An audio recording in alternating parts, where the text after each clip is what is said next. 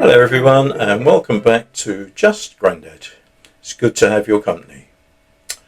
You'll remember that when we started this series I said that all the poems were going to be inspired by lockdown. Well, most of them are, and this week is no exception. Lockdown was my inspiration to become the next Wordsworth or Keats. That was a joke. This poem was written 8 months after Boris Johnson became Prime Minister, when his first task was to sort out the coronavirus that he suddenly became confronted by. Now, the general school of thought at the time was that this had come from China, and for quite a long time China got a bit of a bad press. Now, since then opinion may have changed a little, but we've got to remember, for the purpose of this poem, China was still the villain. Immediately coronavirus hit us, lots of immediate research and investigations went on. All the scientists and the medical folk were all very good at finding something that they thought might help, and we ended up with the COVID jab, which I think is generally has been very successful. Anyway, back to the poem. The scene is Boris is Prime Minister and has been for 8 months. We're all blaming China.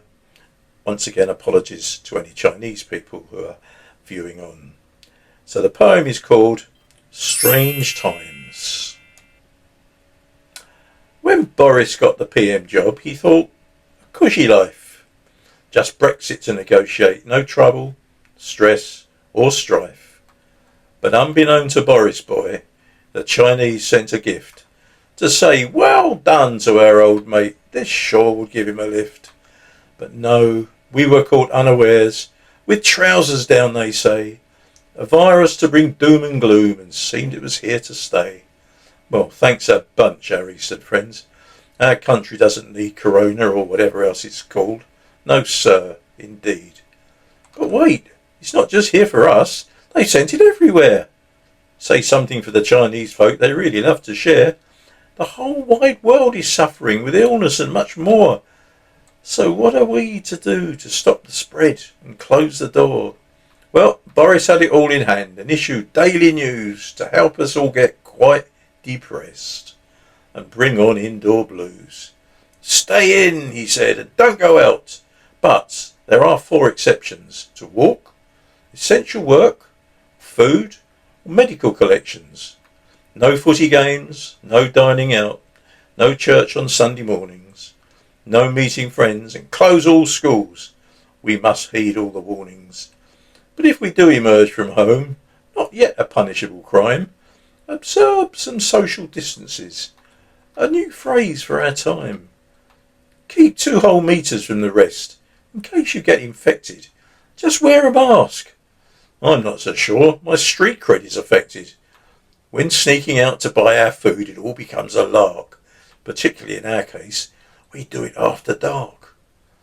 Then there are those who selfishly clear shelves from all our shops and buy in bulk and stuff the rest. Their greed just never stops. Baked beans to last 3 years, and many toilet rolls no less. Mind you, with all those beans, you need the toilet rolls, I guess.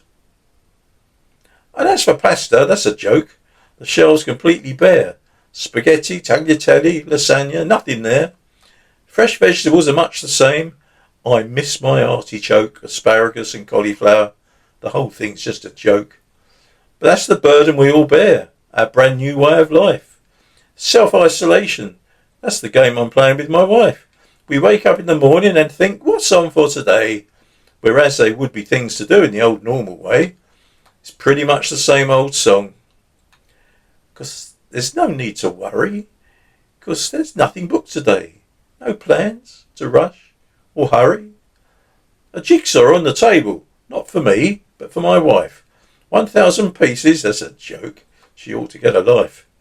I've cut the grass 3 times, in fact. I'm not sure that I ought, but looking at it now, it does look better now it's short. I'm doing lots of cooking, but with food that's in the freezer. I'm trying to be a TV chef, a really clever geezer. We've seen the family, and just to show that we're no cheaters, we've waved through doors and windows and maintained at least 2 metres. We've realised now that there is not a lot on daytime telly. Loose Women, Then This Morning, and the rest, not on your Nelly. I like the old repeats of all the murders in Midsummer, And then there's Vera and Jack Frost and Heartbeat. What a hummer. And Only Fools and Horses, UK Gold, they're quite absurd. We have a laugh, although we know the script's off word by word. So that's our life. A bit of this and then a bit of that. We get quite animated if we see our neighbour's cat. The postman comes, we shout, hello, and rush to find a letter. Excitement mounts. We've got a bill, or even something better. But now to look for brighter things. This cannot last forever. We'll soon be back to normal with our family together. We'll all eat out and go to church and concerts by the score. We'll probably do things that we've never done before. So bring it on and let's have life to make us glad, because we have spent too long indoors just feeling low and sad. The virus will at last move on and life will be much finer. My own suggestion is that it goes back to flipping China. Thank you. Don't forget to like or subscribe. That will be really nice. See you next time. Bye.